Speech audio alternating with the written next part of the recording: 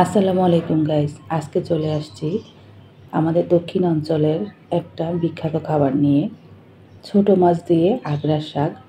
তো আগড়ার শাক অনেকেই চিনেন হয়তো, যারা চিনেন তারা অবশ্যই কমেন্ট বক্সে কমেন্ট করে জানাবেন। তো আমি এখানে আগড়ার শাক নিছি, টমেটো নিছি, আলু। সেহরিতে আসলে বড় মাছ খাইতে ভালো লাগে না, তো এজন্য সেহরির জন্য আমি ছোট মাছ রান্না করব, ছোট মাছের চচ্চড়ি। তো এখানে আমি লবণ দিলাম, হলুদের গুঁড়া দিলাম,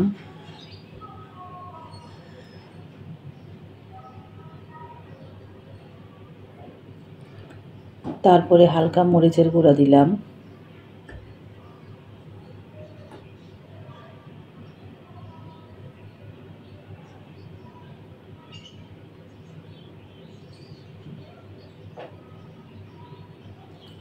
ধনিয়া গুঁড়া দিলাম,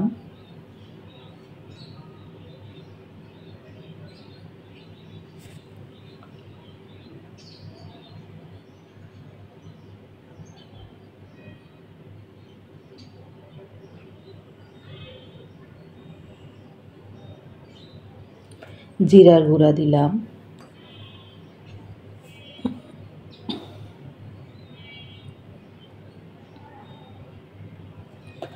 আদা রসুনের বাটা দিলাম। এখন এগুলো আমি সব একসাথে মেখে নিব।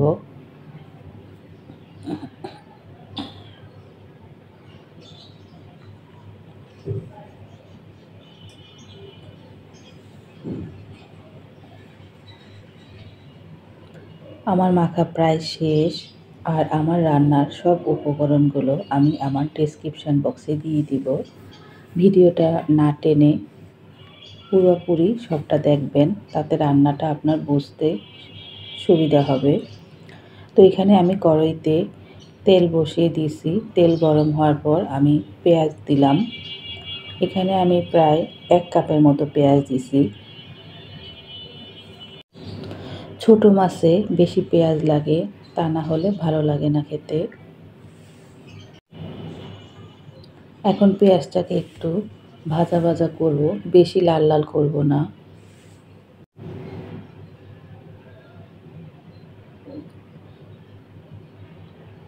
তো আমি একটু নেড়ে চেড়ে এখানে ভাজা ভাজা করি, হালকা ব্রাউন কালার করব।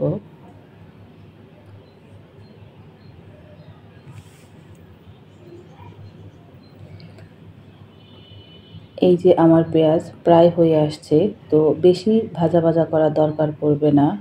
এখন আমি সেই মাখানো সব মাছ, আগড়ার শাক, আলু, টমেটো, কাঁচামরিচ সব একসাথে দিয়ে দেব। দিয়ে একটু নেড়ে চেড়ে নিব, একটু হালকা নেড়ে চেড়ে কষিয়ে নিব। বেশি নাড়াচাড়া যাবে না, মাছগুলা ভেঙে যাবে। এমনিতে আমার প্রচুর ঠান্ডা লাগছে, যার কারণে গলাটা বসে গেছে, কথা বলতে ভয়েসটা ভালো আসতেছে না। তো এখন মাছ রান্নার জন্য আমি এখানে কিছু পানিও অ্যাড করব। পানি অ্যাড করবেন অল্প, বেশি পানি অ্যাড করলে মাছটা গলে যাবে, টমেটোটাও গলে যাবে। আমি অল্প পরিমাণে পানি ব্যবহার করব। এখানে আমার টমেটো, আলু, মাছ, আগড়ার শাকের ডাঁটা এগুলো জাস্ট সিদ্ধ হবে, আর ঝোলটা মাখা মাখা থাকবে। ওই অবস্থায় আমি নামিয়ে নেব আমার তরকারিটা। ছোট মাছে বেশি ঝোল ভালো লাগে না, তার জন্য আমি মাখা মাখা করে রান্না করব।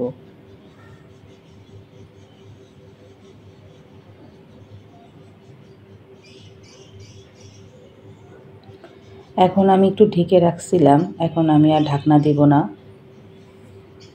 এখন আমি ঢাকনা ছাড়াই রান্না করব, ঝোলটা টানিয়ে নিব।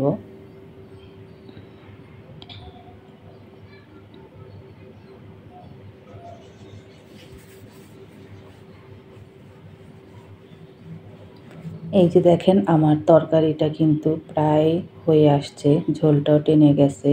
আর এখানে আলু, টমেটো, আগড়ার শাক সব কিছু সিদ্ধ হয়ে গেছে।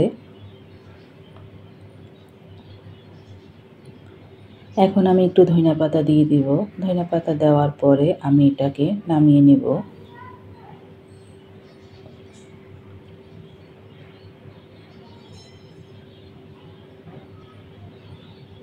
তো আমাদের রান্না যার ভালো লাগে আর চ্যানেলটা যারা এখনও সাবস্ক্রাইব করেন নাই তারা অবশ্যই সাবস্ক্রাইব করে দেবেন। আর ডেসক্রিপশন বক্সে আমি আমার সব রান্নার উপকরণগুলো দিয়ে দিব, পরিমাণ সহ লিখে দিব।